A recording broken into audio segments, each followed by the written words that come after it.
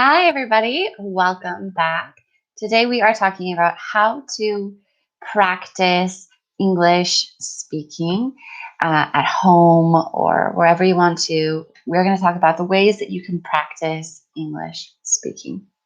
So, my number one tip always is to find. Oh, my fix light.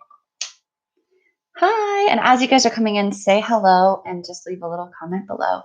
But my number one tip is to find somebody to practice with. And this could be anybody that is native or non-native. Now, if you're in the place where you really don't know a lot of English, then you start out maybe speaking to native speakers and then you move on to non-native speakers, depending. And if you're on a lower budget, then you can speak to non-native speakers because often you can find speaking partners that will speak to you for free. So that's my number one tip, is that you need to just speak to somebody, because the more that you speak to somebody, the better that's going to go for you. And then my number two tip is to listen to English speakers. So this could be things like music, television shows, YouTube videos, anywhere where you can listen to native speakers speaking and then repeat what they say. So you can go through all of my videos, for example, and repeat everything I say, because that will give you the fluidity and the way that the language is spoken, the way it's pronounced, the types of words that we use, and that will help you a lot in practicing your speaking. Another great website that you can use is called youglish.com, youglish.com. And that website, you can input any word or phrase and hear how it's pronounced by listening to a native speaker actually say that word. So that's a really great website. That is my third tip. Listen to the pronunciation from native speakers and then just copy that pronunciation. Now, you can always use websites that are like Cambly or iTalki, that kind of thing. And those websites are great for connecting you with a native speaker. But you also, another thing that might be not on your radar as far as English speaking, is you need to read English. So the more that you read, the more that you actually are just absorbing the language in a different way. So if you're absorbing the language through reading, this is a great way for you to then practice that in real life conversations. So the more that you learn how things are said in a very calm and, collected type of environment, then when you're in a speaking type of environment, you will be able to use those things that you picked up. And that would be number 4. So read a lot in English. Number 5, my tip to you today is listen to music. And I say this to my students all the time, and they don't believe me. But the power of music is so big. Like, seriously, it's huge. And that's because when you put a melody to words, your brain can actually remember those words more clearly. Like, you can probably remember songs from when you're a child, or you can probably even remember like nursery rhymes in English.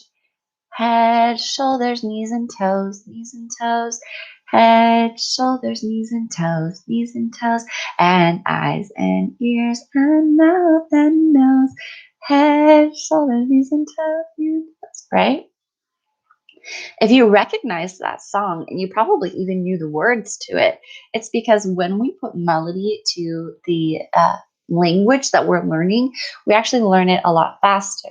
And there's even, like, when I was learning Spanish, I would just take popular songs and I would learn the lyrics to the songs. And I would just sing them and practice them and practice them and practice them. Because not only are you learning to speak that language, your mouth is also actually learning to form that language. And you're learning to listen and repeat and listen and repeat. And that repetitive motion will skyrocket your English speaking. Now, my 6th tip of the day today is practice, practice, practice, practice, practice. Often my students, I will see them once or twice a week, and that's really great. But here's the problem. they are spending, let's see how many hours there are in a week. How many hours are in a week? 168. So if we were to just have that, it would be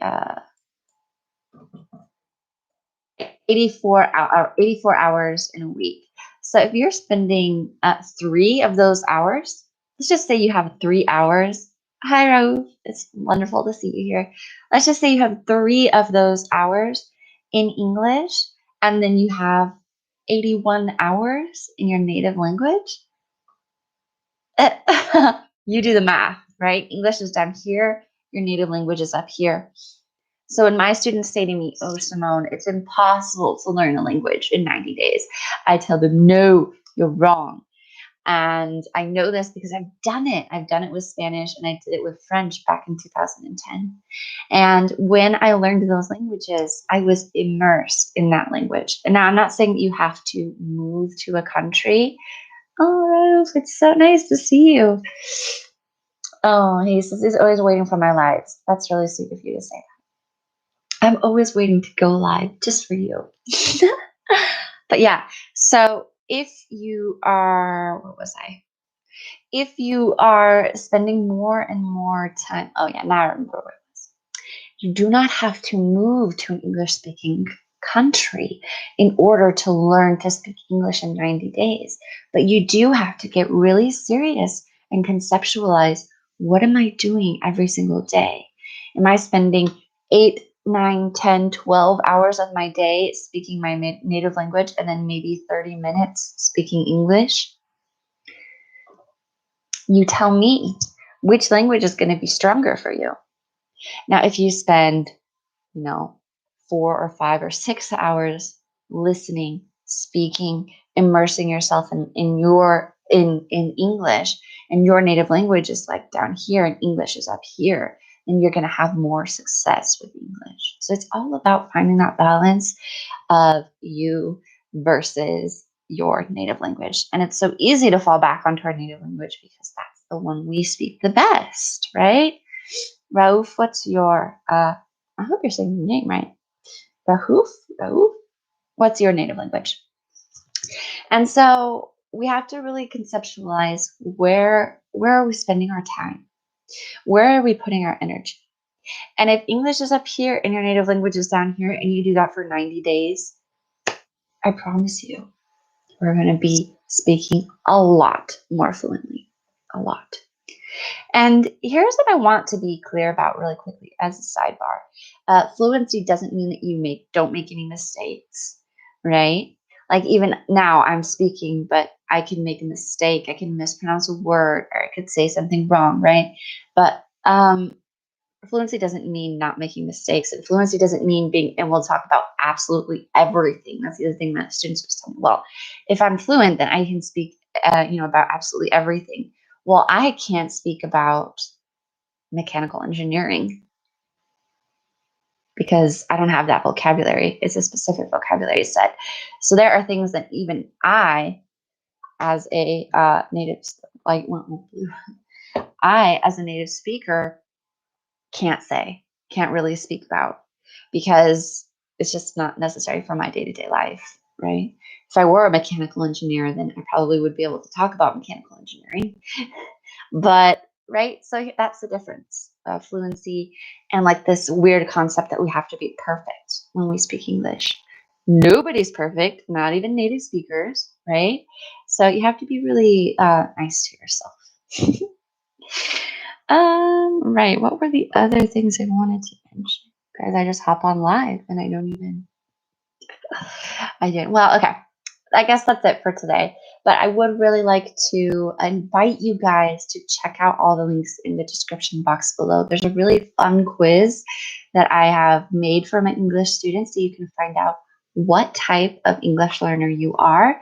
There's also a free English PDF that you can find in the description box below. Motivational words. And those are both free for you. Now, as always, you guys, I love just hopping on live and doing these. And I do also have, if you guys are interested, paid classes. So you can find out about those classes if you're interested and doing more of a one-on-one type class. Anybody can sign up for those, and then we talk and chat and make sure and blah blah blah. So that is through italki, and you can find that in the description box below. All right, you guys, thank you so much for watching today. I hope you have a great day. Bye.